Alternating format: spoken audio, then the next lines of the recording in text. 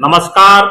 मैं प्रद्युम्न जोशीला आज प्रदेश की राजनीति के एक ऐसे नेता की चर्चा आपके बीच में करने जा रहा हूं।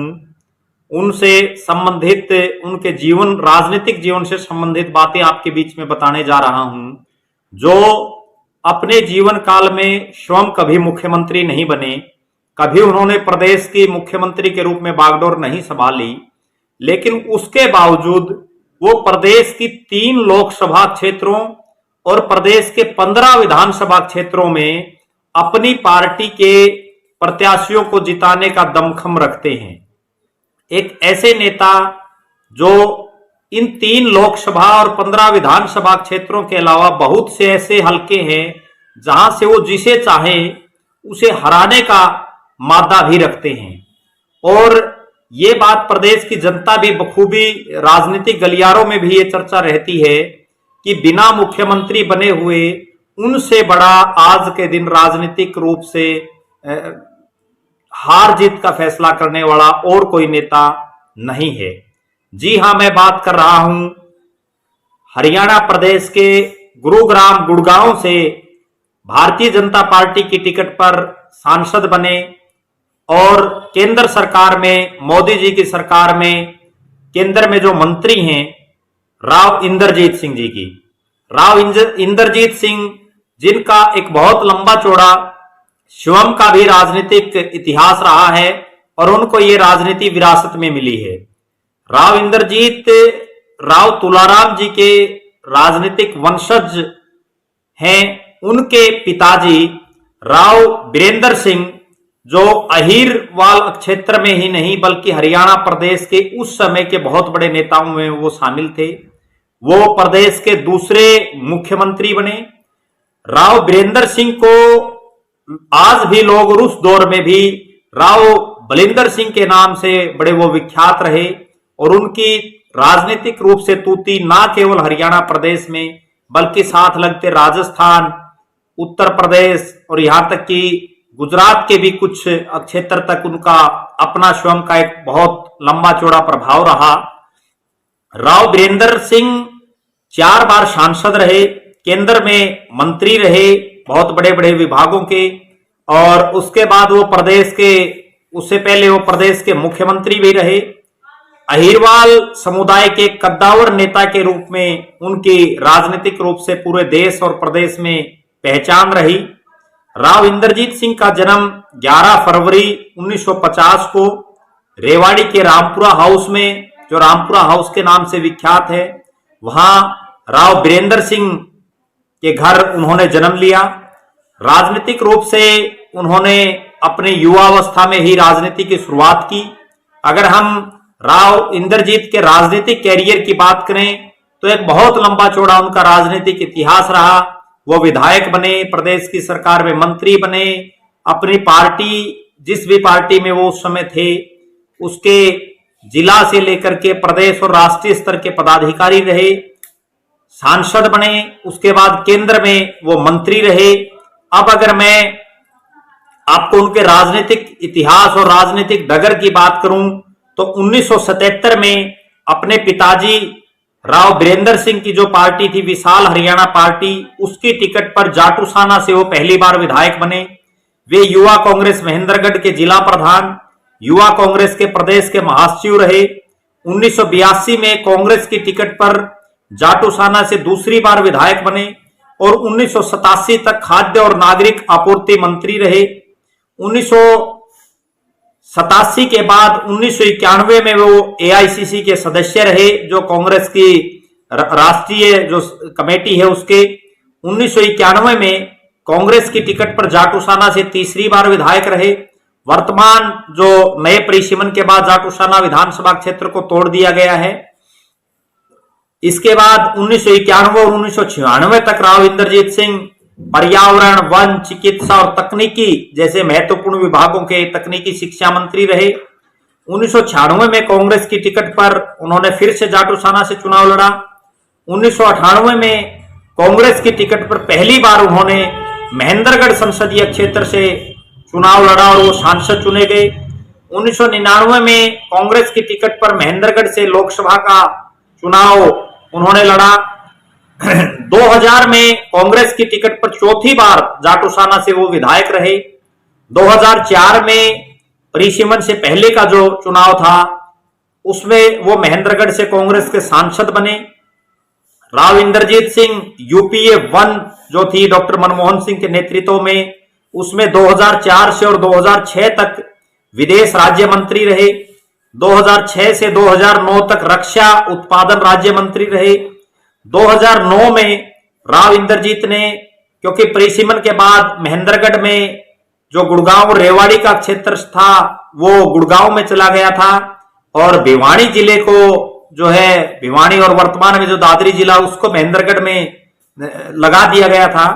तब उन्होंने गुड़गांव संसदीय क्षेत्र से चुनाव लड़ा और जीत हासिल की। 2009 में वो संसदीय सूचना प्रौद्योगिकी समिति के अध्यक्ष बने। 23 सितंबर 2013 को एक बहुत दशकों तक कांग्रेस पार्टी में रह करके उन्होंने कांग्रेस पार्टी को अलविदा कहा और भारतीय जनता पार्टी में वो शामिल हुए। 2014 में भाजपा की टिकट पर गुड़गांव से चुनाव लड़ा और चौथी बार वो सांसद बने, केंद्र में मंत्री बने।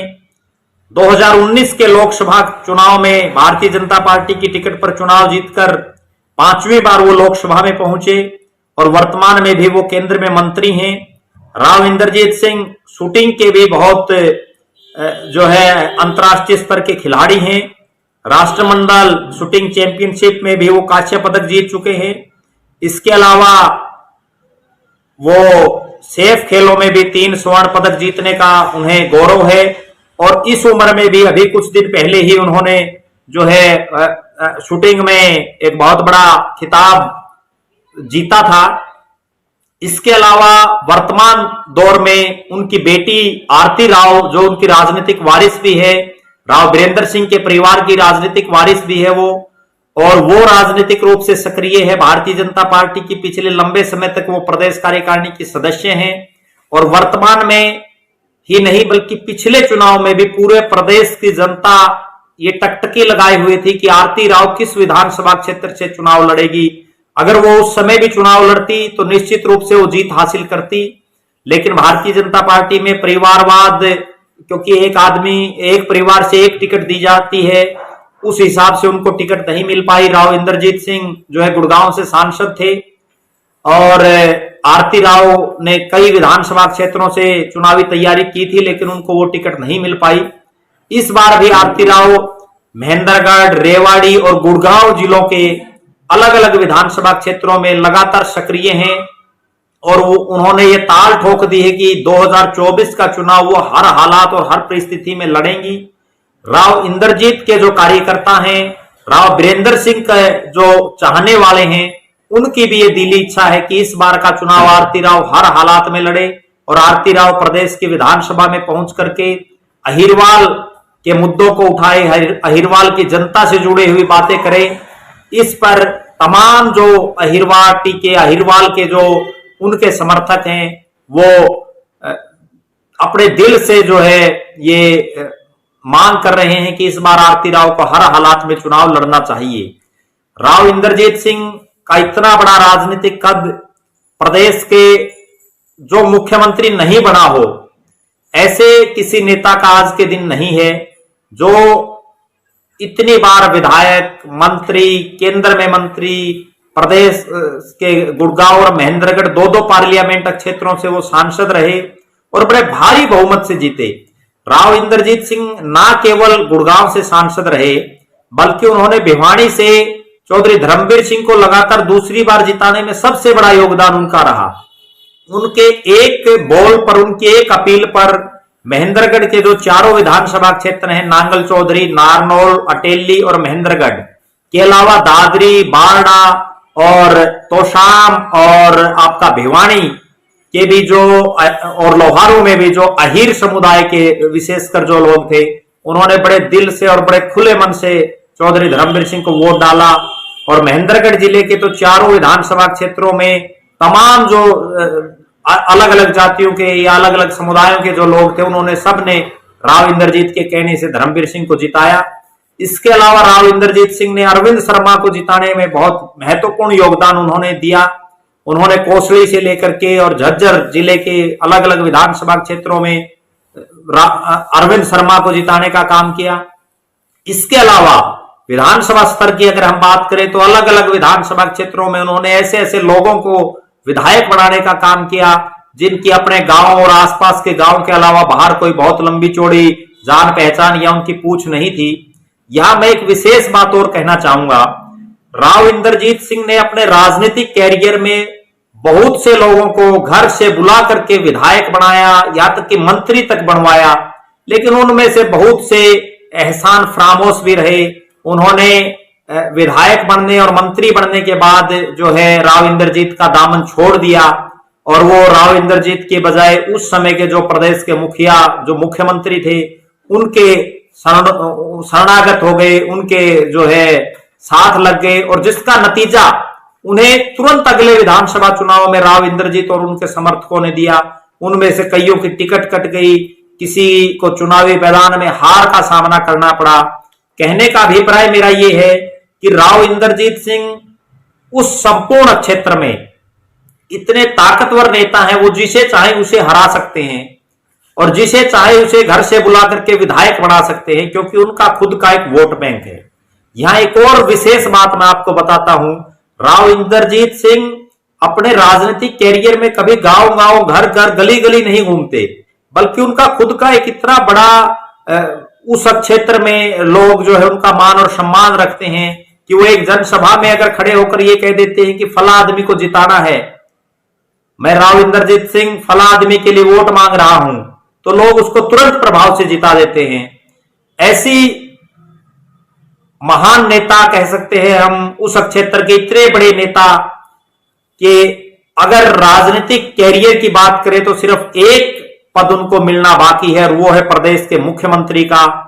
आज भी वो अपने उस दर्द को छिपाए बैठे हैं, बल्कि कई बार तो सार्वजनिक भी कर देते हैं कि वो अहिरवाल में चौधर लाना चाहते हैं, और जिस दिन अहिरवाल में वो बड़ी कलम वो मुख्यमंत्री की कुर्सी आएगी तो निश्चित रूप से अहिरवाल का वो भला करेंगे।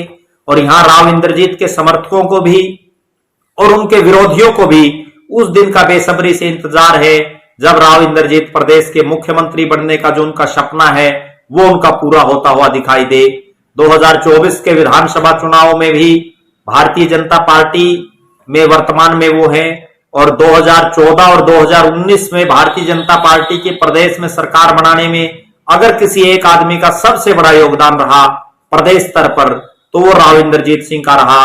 2019 में उन पर कई राजनीतिक पार्टियां टकटकी लगाए बैठी है कि राव इंद्रजीत सिंह अपनी बेटी आरती राव को राजनीति में स्थापित करने के लिए क्या राजनीतिक फैसला लेते हैं। इस पर संपूर्ण प्रदेशवासियों की और राजनीतिक गलियारों में जो राजनीति के जानकार है, विभिन्न पार्टियों के जो बड़े नेता हैं, उनकी नजरें हैं।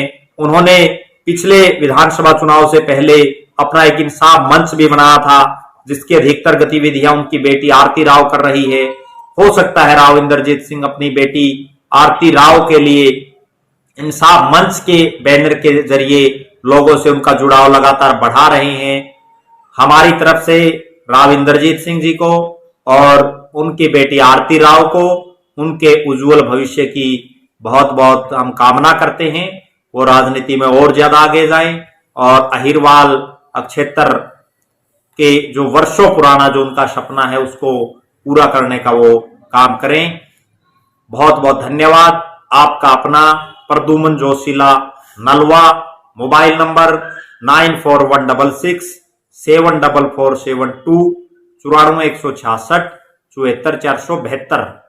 धन्यवाद।